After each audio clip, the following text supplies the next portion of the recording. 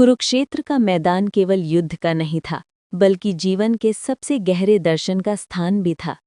उसी भूमि पर श्री कृष्ण ने अर्जुन को वो अमर ज्ञान दिया जो युगों तक मानवता का मार्गदर्शन करता रहेगा।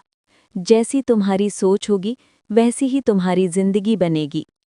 कहानी आरंभ होती है। एक दिन अर्जुन चिंतित होकर बोले, माधव, मैं देखता हूं कि कुछ लोग सुखी रहते हैं, कुछ दुखी, कुछ हर परिस्थिति में मुस्कुराते हैं और कुछ छोटी छोटी बातों से टूट जाते हैं। ऐसा क्यों? श्री कृष्ण मुस्कुराए, अर्जुन, ये सब उनके मन की सोच का परिणाम है। जीवन में सुख दुख, जीत हार सब सोच से प्रारंभ होते हैं। अर्जुन ने कहा, पर क्या सोच सच में इतना प्रभाव डालती है? कृष्ण बोले, हाँ पार्थ, जैसे बीज से वृक्ष बनता है, वैसे ही विचार से जीवन बनता है। जो जैसा सोचता है वो वैसा ही बनता है। कृष्ण ने उदाहरण दिया, मान लो दो व्यक्ति एक ही खेत में काम करते हैं। एक सोचता है, ये मिट्टी मेरे लिए वरदान है, मैं इससे अन्न उगाऊंगा। दूसरा सोचता है, ये मिट्टी बेकार है, इससे कुछ नहीं होगा। पहला व्यक्ति परिश्रम करता है, विश्वास रखता है और अंत में फल पाता है। दूसरा निराश रहता है और असफलता को ही अपना भाग्य मान लेता है। अब बताओ अर्जुन, क्या दोनों का भाग्य एक था? अर्जुन ने सिर झुकाकर कहा, नहीं माधव, फर्क तो सोच में ही था।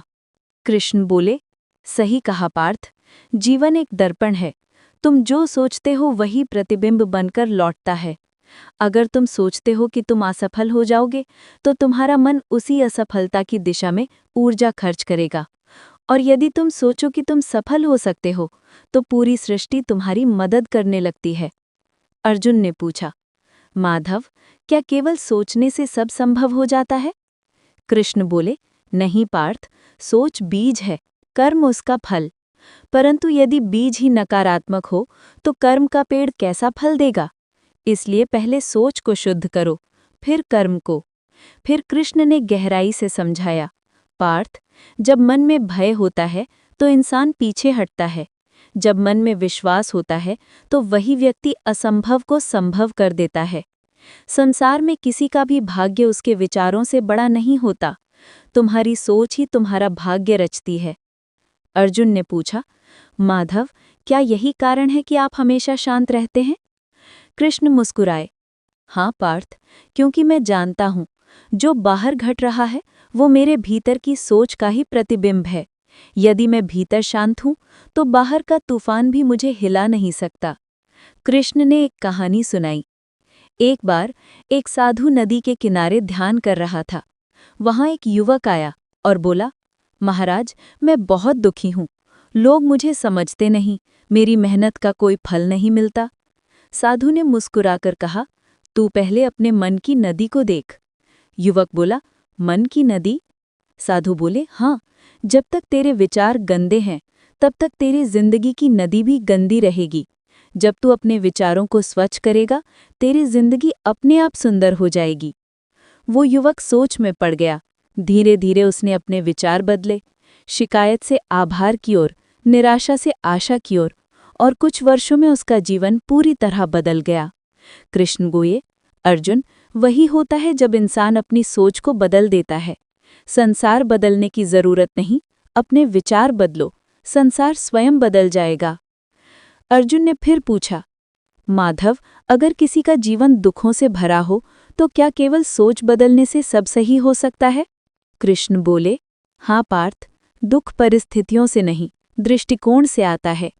एक ही घटना दो लोगों को अलग अलग प्रभावित करती है। जो व्यक्ति सकारात्मक सोच रखता है वो हर कठिनाई में सीख देखता है, और जो नकारात्मक सोच रखता है वो हर अवसर में समस्या देखता है। कृष्ण आगे बोले, जब तुम्हें लगे कि जीवन कठिन है, तब याद रखना कि संसार वही है, लेकिन देखने का दृष्टिकोण तुम्हारा है। जैसे कांच का ग्लास आधा भरा हो, कोई कहेगा आधा खाली है, कोई कहेगा आधा भरा है। अब बताओ पार्थ, कौन सुखी रहेगा? अर्जुन मुस्कुराया, जो आधा भरा देखता है। कृष्ण बोले, बस वही तो जीवन का रहस्य है अर्जुन। सोच बदलो तो जीवन बदल जाता है। अंत में कृष्ण ने कहा, पार्थ, तुम्हारी सोच ही तुम्हारी नियति है। अगर तुम्हारे विचार ऊंचे हैं तो परिस्थितियां भी झुक जाएंगी।